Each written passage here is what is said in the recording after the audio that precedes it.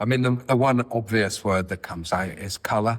You know, the reason I'm here is to, you know, show off Ant's work and talk to people about Ant. Yeah, you know, he actually supported some Mungos who were a London-based homeless charity. We have raised money in the past for some Mungos, but on this occasion, we've chosen crisis. You know, that ticks every box for me. I wouldn't say it's irrelevant what the stuff sells for, because of course it's important, and for the charity it's important. But for me personally, it's all about Ant and his story into other people's lives. For me, that's legacy, and that's what I've tried to achieve, you know, with everything that I've done since he died in 2019, because it took me a few years to sort of not get over the shock of what happened, but just to sort of like process what had happened and then decide what it was that I wanted to actually do going forward.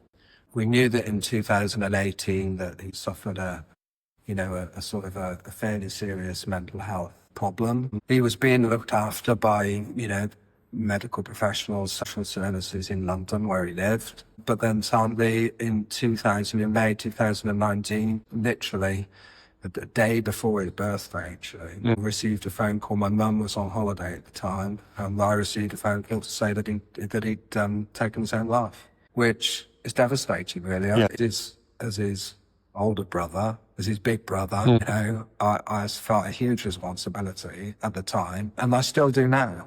But, you know, my responsibility is visible here today, I think. Trying to convey a sort of like, you know, a message about mental health that sort of demonstrates that, you know, the loss, you know, the pain, you know, all of that, because that is there. But at the same time, you know, the legacy bit of it is the positive side. The very first exhibition we did was in Stourbridge, in Westlands, and the owner of that gallery, a guy called Simon Leddings, you know, a great guy, and he phoned me up and said that Vieunite had offered to put a digital screen in the exhibition. I've got 35mm transparencies, hundreds of things from the archives of Thames and Hudson. And so we just started a conversation about those, really. Didn't even know how we could get them from these little, you know, things to get them published or anything. And